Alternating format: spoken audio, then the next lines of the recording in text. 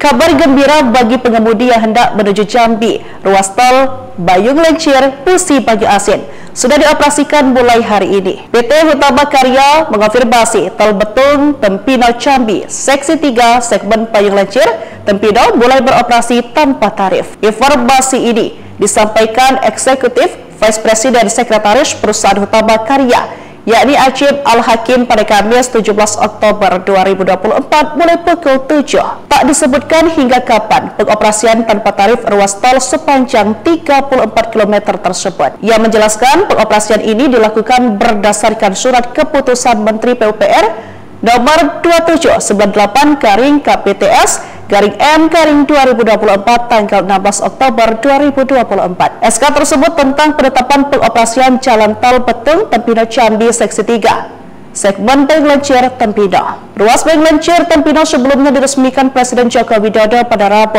16 Oktober 2024 lalu. Tol ini telah melalui proses uji layak fungsi dan telah menerima sertifikat layak operasi yang diterbitkan pada Senin 14 Oktober 2024 lalu.